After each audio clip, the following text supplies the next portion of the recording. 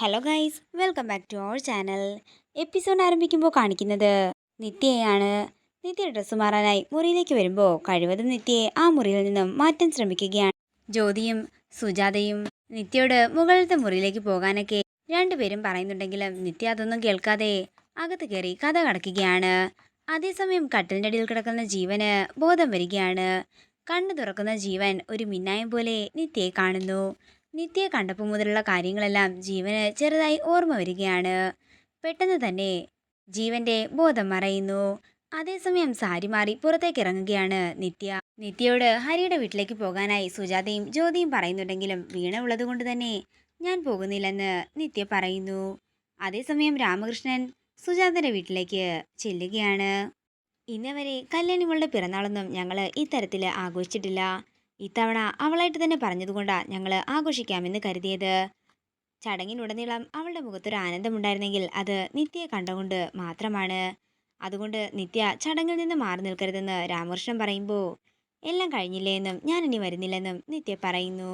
കഴിഞ്ഞില്ല മോളെ, ഇനി എല്ലാവരുടെ ഒപ്പം നിന്ന് ഫോട്ടോ എടുക്കണ്ടേ എന്നും കല്യാണി അതിനുവേണ്ടി കാത്തു നിൽക്കുകയാണെന്ന് രാമകൃഷ്ണൻ പറയുമ്പോൾ രാമകൃഷ്ണനോട് നിത്യ വിളിച്ചു കൊണ്ടുപോകാനായി ജ്യോതിയും സുജാതയും പറയുന്നു.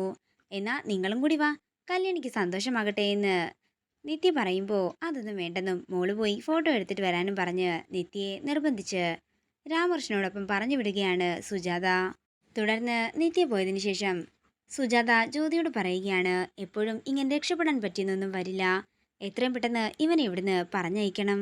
പിന്നീട് കാണിക്കുന്നത് ഹോസ്പിറ്റലാണ്. സുജാത ജീവനെയും കൊണ്ട് ഹോസ്പിറ്റലിൽ എത്തിയിരിക്കുന്നു. ജീവന് ഇതുവരെ ബോധം വന്നിട്ടുണ്ടായിരുന്നില്ല. ജീവനെ നോക്കിയതിനു ശേഷം ഡോക്ടർ പറയുകയാണ്, ഇയാളുടെ രോഗമൊക്കെ മാറാനായെന്നാ എനിക്ക് തോന്നുന്നത്. ഒരു സ്കാനിങ് റിപ്പോർട്ട് കൂടി കിട്ടാനുണ്ട്. എന്നിട്ട് ഫൈനൽ റിസൾട്ട് എന്താണെന്ന് വെച്ചാൽ ഞാൻ പറയാം. നല്ല കാര്യമായ മാറ്റമുണ്ടെങ്കിൽ നിങ്ങൾക്ക് വീട്ടിൽ കൊണ്ടുപോകാമെന്നും ഡോക്ടർ പറയുന്നു.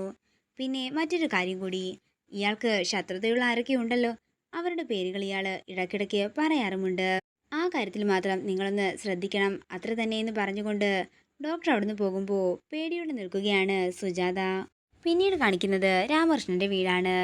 ഹരി കല്യാണിയെ കൂട്ടിക്കൊണ്ട് ഹാളിലേക്ക് വരുമ്പോൾ അവിടെ രാമകൃഷ്ണനും നിത്യയും വീണയും ഉണ്ടായിരുന്നു. അമ്മേ, എനിക്ക് അമ്മയുടെ ഒപ്പം ഒരു ഫോട്ടോ എടുക്കണമെന്ന് കല്യാണി പറയുമ്പോൾ വീണ സന്തോഷത്തോടെ കല്യാണിയെ നോക്കുന്നു.